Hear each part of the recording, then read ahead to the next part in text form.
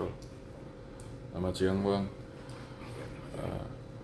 Bang, menanggapi kasus yang kemarin sedang ramai tentang dari selebgram yang menggunakan narkoba, kira-kira untuk tanggapannya seperti apa Bang? Terima kasih tentunya. Assalamualaikum warahmatullahi wabarakatuh. Begini ya, untuk rekan-rekan media, masalah narkoba itu kan sudah tidak aneh lagi di Republik Indonesia ini. Ya. Itu harus diberantas sampai ke akar-akarnya, dalam bentuk apapun, gitu ya. Siapapun pelakunya, ya. Siapapun pelakunya. Udah tahu sudah banyak yang terjadi dan diberikan sanksi yang terberat sampai hukuman mati. Nah ini memang kok nggak kapok-kapoknya gitu loh ya. Nah sekarang menimpa selebgram atau juga pernah menimpa artis ya. Bagi saya pribadi ya, sebagai pemerhati hukum itu saya rasa karena sudah tahu bahwa itu akan merusak ya, merusak diri sendiri dan merusak masyarakat. Tapi tetap dia lakukan, tetap dia konsumsi. Dan sudah tahu sanksinya sangat betul-betul fatal. Tapi tetap dia lakukannya juga. Menurut hemat saya itu sudahlah. Cuma rehabilitasi tetap aja terulang kembali.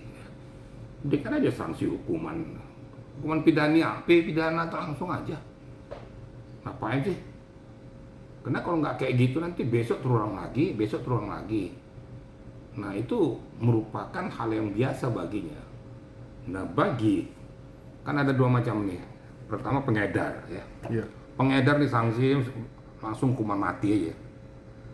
Kemudian ada juga yang ikut-ikutan ya. Kita lihat kadarnya ikut-ikutannya sejauh mana. Kalau ikut-ikutan sejauh mana mungkin kita bisa ya. Kita lihat dari faktor umur, yang masih muda belia mungkin bisa direhabilitasi. Tapi kalau sudah pernah lebih dari sekali melakukan itu, udah nggak usah rehabilitasi. Saya juga seorang penyidik, kalau saya buat sanksi yang terberat, penerapan pasal KUHP yang terberat saja. Biar jadi sanksi ini jadi pedoman bagi oknum-oknum pelaku yang lain. Ini yang perlu dicermati. Jadi nggak usah kita ukurannya berapa lagi, istilahnya umpamanya sekian gram dia konsumsi dan sudah pernah terjadi konsumsi, rehabilitasi, konsumsi lagi, ya udahlah hukuman yang terberat aja, bilang hukuman mati. Kalau di daerah Cina tuh langsung hukuman mati kok. Kita terlalu terlalu ringan sanksi hukum kita ini. Dia terlalu banyak pakai yang menurut saya sudah nggak usah lagi diberikan ampun bagi mereka. Ada yang perlu saya sampaikan kepada rekan-rekan media semua. Oke. Bang, menanggapi hal tersebut nih Bang, sekarang kan ada juga yang beredar di mana sebuah rokok elektrik yang isinya atau liquid itu dicampur dengan THC atau ganja, juga bisa dimix dengan sabu cair nih Bang. Kira-kira untuk tanggapannya seperti apa Bang? Kalau saya sebelum ini terjadi saya sudah menengarai ya. Ini bakal bahaya nih PEP nih. Karena PEP itu kan elektrik. Elektrik nanti liquid dengan bahan-bahan tertentu untuk mengeluarkan asap kemudian dikonsumsi oleh manusia. Nah inilah media yang akan dilakukan oleh oknum-oknum itu. Apa itu ganja, apa itu sabu, apa itu kan obat ya, yang dihancurkan, dicampur di situ jadi obat penenang, kemudian diisap melalui PEP. Ini perlu dicermati oleh Departemen Kesehatan ini, di POM, dicek benar sejauh mana sih pemanfaatan daripada PEP ini khususnya di Indonesia. Ya sama aja, saya juga kadang-kadang geli lihat hukum kita ini. Katanya produsen rokok tuh ditulis di belakang tuh bahwa rokok dapat membunuhmu. Tapi dijual juga. Ini sebenarnya gimana sih? Ketegasan itu gimana, ketegasan hukum tuh? Rokok dapat membunuh. Udah tahu kalau merokok tuh pasti membunuh. Membunuh diri sendiri, membunuh keuangan juga, membunuh orang lain. Tapi di satu sisi tetap beredar. Kan ini merupakan produk yang ambivalen gitu loh. dikatakan ini berbahaya, tapi dilehalkan tuh dijual di umum. Kalau masyarakat aja memperhatikan ini, biar betul-betul dapat kita pikirkan dampak-dampak negatif daripada bahan-bahan tersebut, apakah itu rokok, apakah itu tadi vape, ya. Semuanya nggak ada dampak manfaatnya, mudarat semua kok.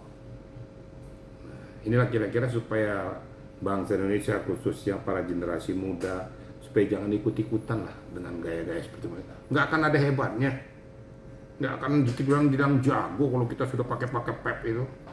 Yang ada adalah hancur badan, hancur paru-paru, hancur diri, hancur keuangan juga. Dan biasanya orang-orang kayak gini akan melehalkan segala cara. Itu kira-kira. Jadi menurut saya itu yang perlu mendapatkan perhatian daripada pemerintah.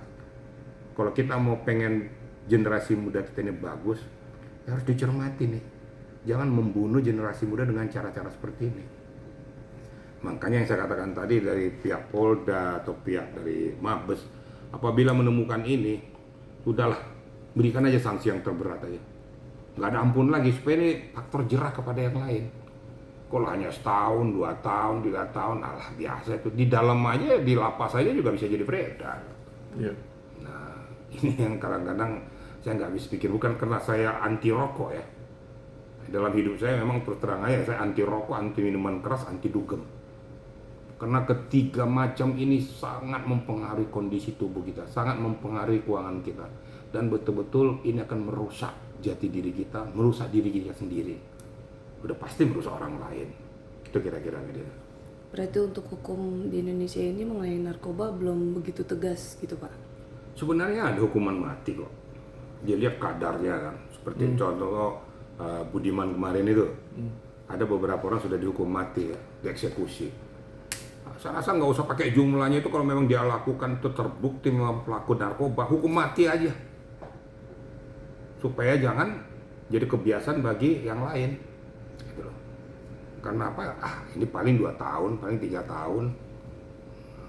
Apalagi nanti dari hukuman mati dirubah jadi hukuman seumur hidup. Hukuman seumur hidup remisi. Nah, sementara rakyat Indonesia sudah banyak yang menderita akibat dampak daripada narkoba ini. Ini pesan saya kepada generasi muda juga, nggak usah terikut-ikutan lah dengan budaya-budaya barat yang akan merusak daripada kepribadian bangsa Indonesia. Kita punya kepribadian daripada orang timur. Sudahlah, nggak akan hebat. Ya. Kadang-kadang saya mohon maaf aja nih, kadang-kadang seperti melihat pakai bikini, pakai apa tuh, jadi kira hebat itu. Justru mempertontonkan dirinya dan mempertontonkan kebodohannya. Dia pakai di depan umum, pakai setengah badan bajunya, kelihatan perutnya, kelihatan buah dadanya. Jadi kira udah hebat itu kalau berjalan di umum. Enggak, justru dia merendahkan dirinya sendiri. Orang akan melihat, ini orang nggak bener ini. Gitu kan. Wong dirinya sendiri aja nggak dihargai, apalagi orang lain. Jadi nggak usah lah ikut-ikutan tuh dengan orang-orang kayak gitu. Yang layak-layak aja lah, yang biasa-biasa saja. Pakaian adat ketimuran kan udah jelas hilang adat ketimuran kita dengan budaya pakaian kita. Gara-gara budaya-budaya barat yang merusak itu. Jadi kira-kira ya saya berharap apakah itu anak muda, apakah itu gadis, kadang-kadang anak muda dan gadis saja. Udah orang tua juga kadang-kadang sok bergaya anak muda juga dengan gaya seperti kayak gitu. Ini kira-kira. Jadi saran saya, harapan saya kepada bangsa Indonesia, nggak usah ikut-ikutan lah hal-hal yang merusak jati diri dan merusak budaya bangsa Indonesia. Bang, pendidikan dalam rumah juga itu perlu nggak sih Bang? Gimana? Pendidikan dalam rumah, pendidikan dari itu dari sangat penting gitu loh. Sangat-sangat penting. Jadi makanya itu ada orang mengatakan buah itu nggak jauh jatuh dari pohonnya. Nah, untuk berikan pendidikan budi pekerti ya, dari orang tua, memberikan pendidikan budi pekerti kepada anak-anaknya supaya jangan mengira nanti apa yang dilakukan orang tuanya itu tuh bener gitu loh. Ya makanya ya perlu bukan hanya pendidikan keluarga, pendidikan di sekolah juga ya. Masalah pendidikan budi pekerti itu dibudayakan di sana tuh. Jadi bukan hanya kenakan kan di rumah itu kan hanya beberapa saat, tapi lebih banyak dia di sekolah. Nah, di ekstrakurikuler inilah dilakukan pendidikan itu untuk memberikan istilahnya wejangan kepada anak-anak sekolah supaya tidak mengikuti hal-hal tersebut di atas. Ya terakhir Pak, ini kan sudah maksudnya udah banyak juga karena media vape ini dijadikan untuk penyalahgunaan narkoba. Nah untuk pemerintah sendiri dalam untuk regulasi, mengkontrol penjualan dari vape ini gimana? Ataukah harus diperketat lagi karena kan faktor umur itu udah merata ya, dari yang di bawah umur juga udah menggunakan vape, terus yang perempuan bahkan masih anak SD, sekolah SD, SMP seperti itu Pak. Nah, itu yang saya katakan tadi. Balai POM secure pemerintah untuk lebih teliti kepada para produsen-produsen ini. Tapi intinya begini aja ya. Apapun yang dilakukan pemerintah, kalau pribadi orang yang bersangkutan memang pengen rusak, ya rusak aja. Gitu loh. Nah, memang media-media untuk melegalkan ini yang perlu betul-betul dicermati. Seperti yang dikatakan tadi PEP tadi ya. Saya sebelum ini terjadi, saya sudah mendengar ya ini bakal bahaya nih PEP ini. Bakal akan dibuat media yang menjadi campuran daripada narkoba di sana. Apa itu sabu-sabu tadi kayak saya katakan, apa itu ganja. Kan tinggal elektrik berbunyi, tak keluar asapnya itu. Tapi di dalamnya sudah berbau narkoba. Ya kita appreciate lah Polres yang sudah mendapatkan informasi kayak gini. Sehingga nanti ini juga bermanfaat untuk mengecek lebih teliti lagi kepada produsen-produsen ini. Bagaimana etika penjualannya, kemudian bagaimana sistem daripada pembakarannya. Apakah kalau sana dicampur dengan narkoba dia bisa? Apakah dicampur dengan sabu-sabu dia dicairkan sintetis itu bisa? Nah, menurut hemat saya bisa. Karena kan di dalam itu kan itu juga. Tinggal mengadon aja, kalau orang bilang mengadon nih. Dicampur, jadilah legal semua. Akhirnya rusaklah generasi muda kita. Rusaklah orang-orang yang mengkonsumsi ini. Itu aja. Jadi ada satu adigium bagi saya ya. Kalau orang pelaku kayak gini saya bilang ya, sedangkan penjual rokok, produsen rokok menuliskan di belakangnya itu rokok dapat membunuhmu, ya, identik lah itu dengan narkoba dapat membunuhmu. Tapi kok disep juga gitu loh. Kalau saya bilang, saya mohon maaf aja, tersinggung aja. Bodoh banget tuh orang yang melakukan itu. Goblok menurut saya. Udah tahu rusak, udah tahu rokok dapat membunuhmu, udah tahu tuh PEP tuh akan juga merusak paru-paru. PEP tuh jangan salah loh, elektrik diisap tuh masuk ke dalam paru, itu lebih bahaya lagi. Jangan dikira nggak berbahaya bagi tubuh. Nah kok masih dilakoni? Nah inilah, makanya saya bilang, ya mohon maaf aja ya, produsen rokok mau nggak suka sama saya, emang gue pikirin gitu kan. Bagi saya pribadi tuh ya sudahlah, nggak usah disep lah gitu. Kalau pengen panjang umur, nggak usah ngepep kalau pengen panjang umur. Kecuali kalau pengen kena jantung koroner, ya kena kanker paru-paru, ya silakan aja. Hidup cuma sekali, manfaatkanlah hidup sekali ini untuk kebugaran tubuh supaya sehat betul gitu loh. Bagi saya lebih bagus saya olahraga daripada melakukan mengkonsumsi yang seperti ini. Itu kira-kira yang perlu sampaikan pada rekan media. Pesan saya ini tularkan kepada masyarakat, tularkan generasi muda, tularkan orang-orang yang terpengaruh, yang tidak pernah berpikir bagaimana kamu itu untuk menyehatkan dirimu. Mencegah lebih bagus daripada mengobati. Jangan sudah tahu penyakit, dihajar juga penyakit tersebut. Jangan menyesal belakangan.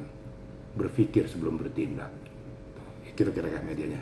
Oke, terima kasih. Ya.